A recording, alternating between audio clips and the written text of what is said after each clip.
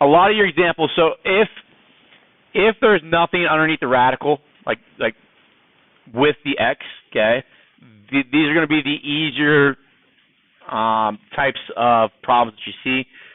If x is only on one side, it's going to be even easier for us in comparison to. So this one will be a little bit more difficult because there's a addition with the radicand, and then this one here will be even greater in regards to difficulty because of the x that's on this side as well. But in all of them, we're going to try to isolate the radical. Okay, so I'm just going to highlight that part right there, and we'll try to get it by itself. Okay, so initially I treat it just like any other variable. So like if it was just like 3x plus 3 or 3y plus 3 or whatever, I would subtract 3 from both sides first, right? So your order of operations that we've gone through in the past are still going to be required for us here. So I'm going to subtract 3 from both sides.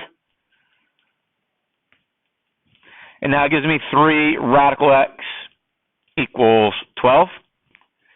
And just like before, if again, like if that was just y or any other variable, if it's 3y equals 12, what would you do now? If it was just 3y equals 12, you divide both sides by 3, right? So back here, I'm going to treat this like my variable term. I'm going to divide both sides by 3. And now I get radical x, so the 3 is canceled. I get radical x is equal to 4, right? Okay. Now, for the most part, we're going to see square root equations. And we don't, like I said, we usually, in the original problem, that 2 out in front of the radical wasn't being written. But that's basically going to tell you what power you use to get rid of the radical. Okay. So because it's a square root or an index of 2 here, I'm going to use the power of 2 to cancel. Okay. But if I raise and every equation is the same, what you do to the left, you do to the right. So I squared the left, so I square the right. So when I square the left, that is going to get rid of the radical. It's going to leave me just the x. Square the right-hand side, it gives me 16. Okay. Now, generally speaking, if you get one answer and only one answer,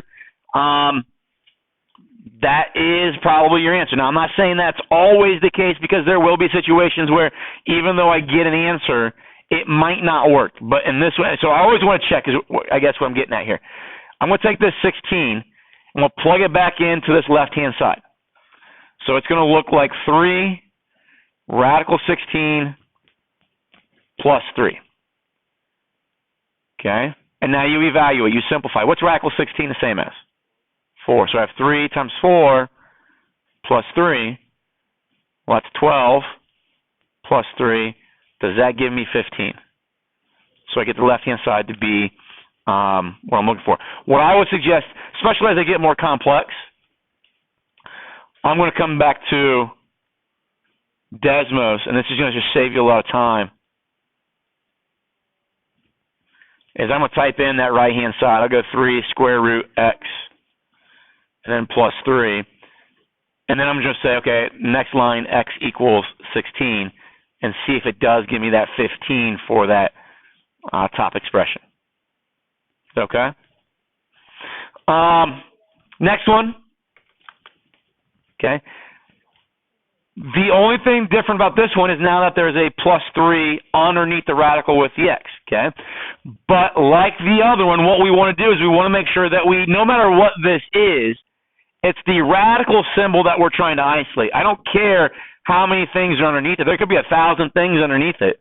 I don't care that. I'm just trying to isolate that symbol. Is that symbol right now all by itself? Yes. Because, think about it up here. Was the symbol all by itself up here? There was other junk over here with it, right? So that's what we had to go through and move all that stuff over. But now it's already by itself, okay? If it wasn't by itself, maybe it would look something like this. Maybe, let's say I had like radical x plus 3. Let's go plus 4. A lot of times I'll put that little hangy down thing right there on the end of my radical. You never see it typed that way or anything. But it reminds me that, like, if I were to draw that all the way down, x plus 3 is the only thing underneath the radical, and 4 is on the outside. Does that make sense? I get sloppy with my handwriting, so if I go like this, some people will say, okay, I don't know, did he mean that radical to go and incorporate, so should the 4 be underneath, or should the 4 not be underneath because it means something completely different, right? So I'll put that little hangy down to remind myself of anything to the left of that should be underneath, anything to the right is outside. So maybe my problem initially looked like this. If it looks like this, I'm still going to try to isolate this radical portion. So you would subtract the 4, and then once I do that, that then generates this thing right here, right? And now that you've got the radical by itself, you've got this yellow thing by itself, how can I get rid of that square root? I'm going to square it. Okay? And even though there's stuff underneath here, what it means you're doing, remember what happens with a square root is that that's just a representative of a number. Okay? So that radical and that power 2 are going to cancel out. And that's what you're left with. You're always left with the radicand. Okay? I think a lot of people want to start squaring that thing that's underneath the radical. You don't do it that way. Okay? And the reason for this, think about it this way. This is another, if I go radical x plus 3 squared, that means this, radical x plus 3 times radical x plus 3. Do you guys remember saying that if I have two radicals being multiplied together, I can rewrite it this way? I can put it, I don't know why I put that there. I can go x plus 3 times x plus 3. You guys remember that? Okay. Because remember, this is just a number, so maybe that's like, so x maybe is 7. So this would be radical 10 times radical 10. So I could rewrite that as radical 10 times 10. But that could be rewritten now as radical x plus 3 squared. And the square root, so this would be a perfect square. So maybe it's like 16, or maybe it's 25 or whatever. But those will cancel, leaving just the x plus 3. So that's what we're doing right there. We're getting just that x plus 3 left over. And if I go to the right-hand side, what is the right-hand side going to be? What's 5 squared? 25. How do I solve for x? Subtract 3, right? And now on Desmos,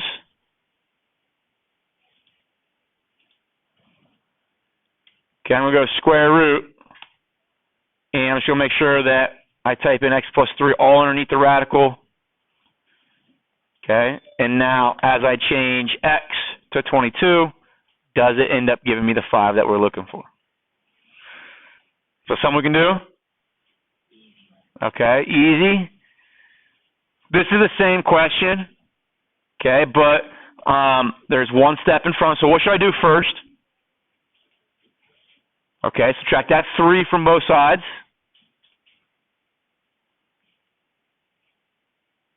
So we get square root of 2x minus 3 equals 5.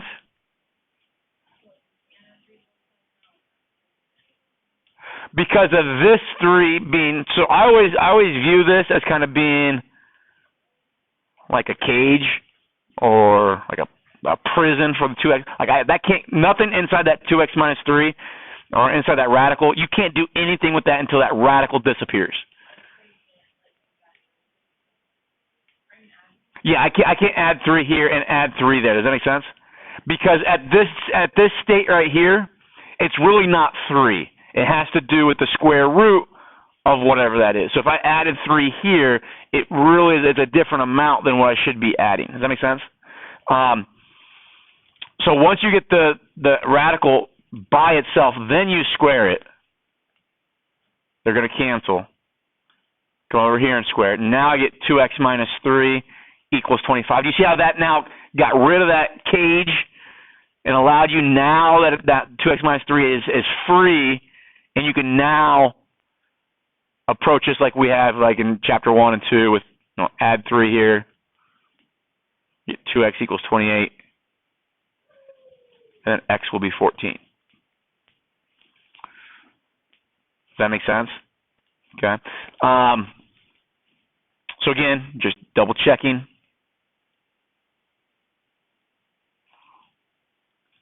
Three plus 2x minus 3. Okay, Okay, we're going to plug in 14 for x. Let's see, that gives us our 8. Okay.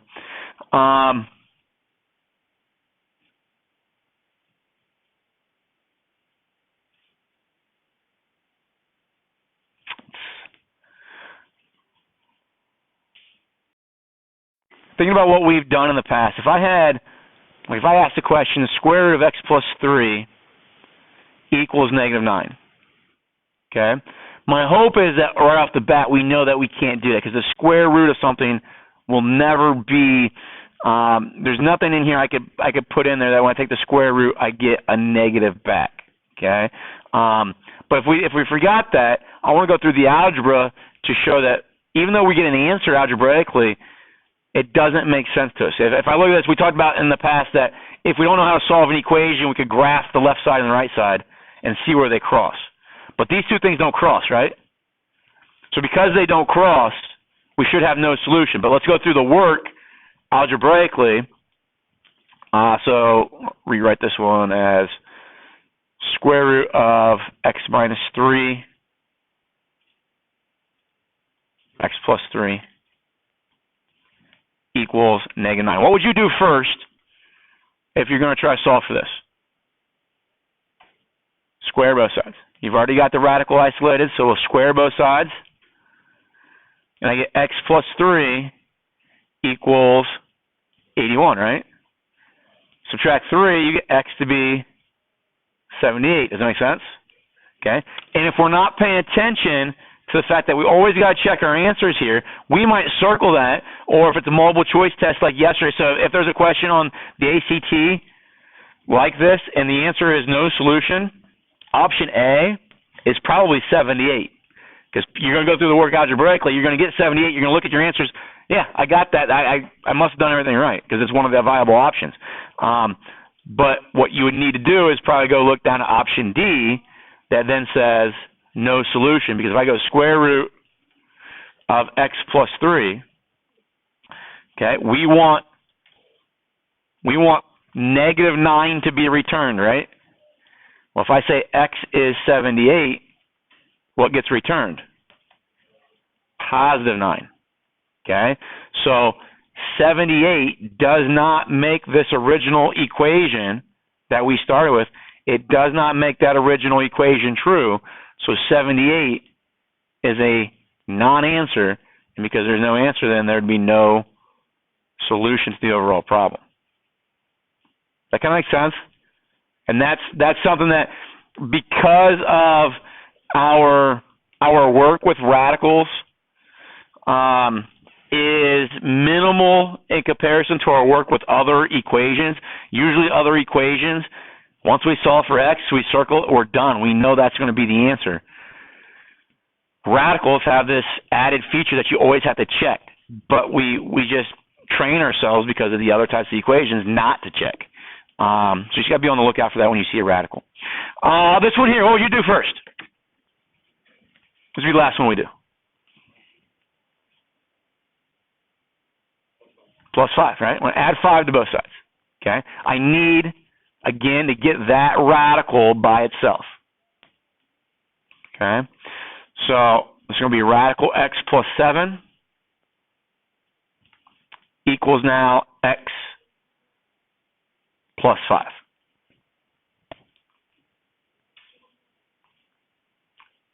Is that okay? Now, how do I get rid of this square root? Square it.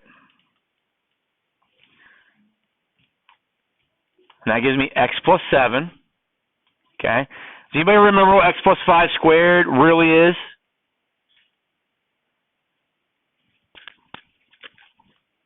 Doesn't that mean x plus 5 times x plus 5?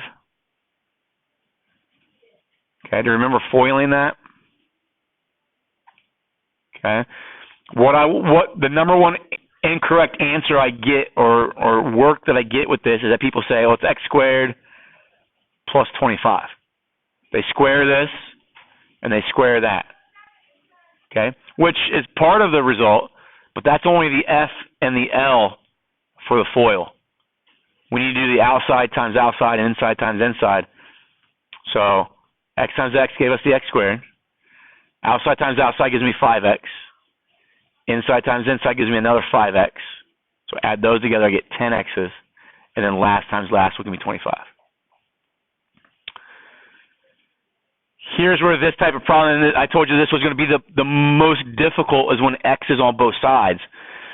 Because now you get a quadratic equation. We're going to have to solve this using factoring techniques. So we want to get everything equal to 0. Ella?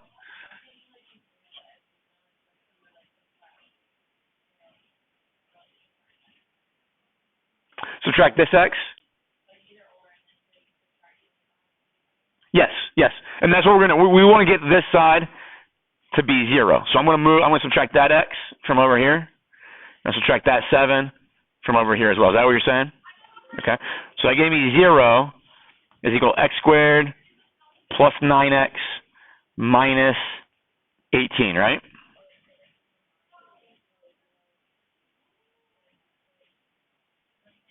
Say again? No, because this is, so you're saying like make that like a 10x or 10x squared or something like that? Right, we can't do that because those exponents are different. If they had the same exponent, you could do that, but because they're different. So now, if you remember, we're going to have to think about two numbers that multiply together to give me negative 18 and add to give me 9. Okay? What I suggest doing with this is we can do it this way. Let's go to, just because we've dealt with this, we've done it before, but let's try to build something here that will always work for us. You might want to write this down, or even, I don't know if you can say, there are, Desmos does have the ability for you to create like an account, and you can save like worksheets that you've made. Okay, you see where, so if I go into Desmos and say sign up or whatever, I create, and then create a new blank graph, and I can title it. I'll let you, maybe we'll do that tomorrow or the next day, set all that stuff up. But what I want to do here is I'm going to actually write a formula. I'm going to say the opposite of B plus or minus, and I can't put plus or minus here. I have to put plus first. And then square root of B squared minus 4AC, then all divided by 2A. You guys remember seeing that formula before? This quadratic formula. That's going to factor everything for us. I'm going to cut that out, and we'll paste it, and we'll put a minus sign here. Okay? Now you see where it says add a slider for A, B, and C. I'm going to select that. I'm going to say yes, do that. Okay? But now I'm going to go back and remember, what is our A value here? Remember, the A value is the coefficient for X squared. What is that number in this case? 1. So I'm going to come down here. I'm going to change A to 1. And I can just go, I know it says create a slider, but you can actually go in and edit that number, delete it out, so you don't have to use these sliders. B, what's our B value? B value is 9. So I put 9 in. And our C value is, say it again. Oh, yes, it is. Thank you. So my C value is a positive 18. So I'll change that. Okay. So once I change those, what Desmos is going to do is it's going to run through the quadratic formula, and it's going to say your two numbers that multiply together to give you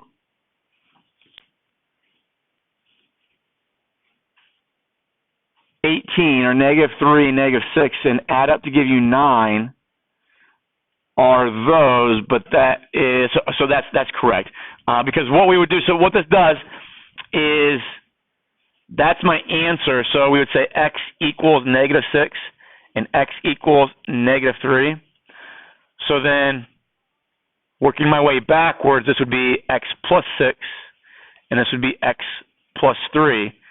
Those would be the two things that multiply. If I FOIL those out, That gives us x squared plus 9x plus 18. Does that make sense? 6 and 3 are two numbers that multiply together to give me 18, but add up to give me 9. Okay?